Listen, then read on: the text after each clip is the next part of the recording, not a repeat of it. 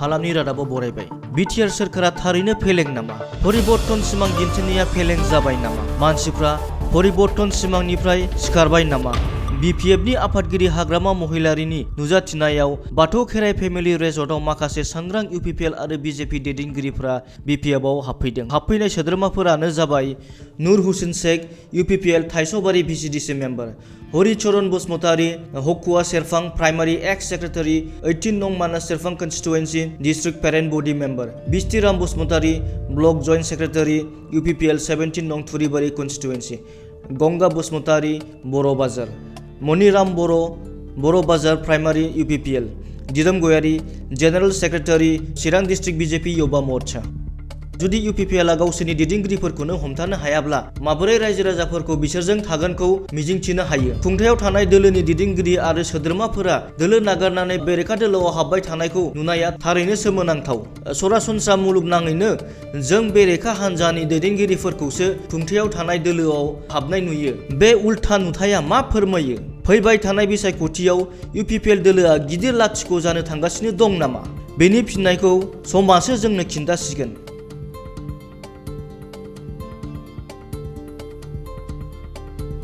आरोबाव आपडेटनि थाखाय हालामनि रादाबजों थाबाय था। नोंथांमोना मोनसे आरामगोनां आरो जेंना गैयै दावबायनायनि मोन्दांथिखौ नागिरदों नामा? शक्ति यात्रानि अनगा आरो जेबो गैया।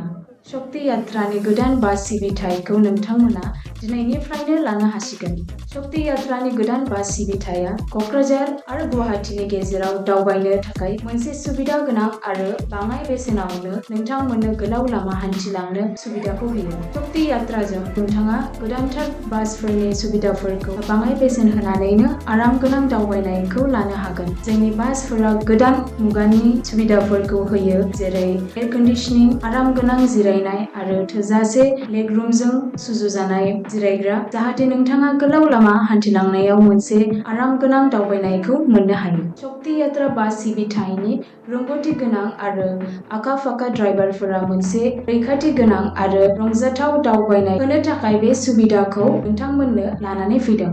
शक्ति यात्रा बास सिबिथाया नोंथांनि टिकेट बुकिं खालामनो गोरलै आरो जेंना गैयै खालामदों। नोंथाङा टिकेट बुकिंनि थाखाय प्रगति भवननि साखाथिनि टिकेट काउन्टारनिफ्राय अफलाइन आरो www.redbus.in वेबसाइटनि गेजेरजों अनलाइनबो बुक खालामनो हागोन। बिदिब्ला मानो नेथ'नो? शक्ति यात्रानि आरामगोनां आरो जेंना गैयै दावबायनायनि मोन्दांथिखौ लाफैनो दिनैनो नोंथांनि टिकेटखौ बुक खालामदो।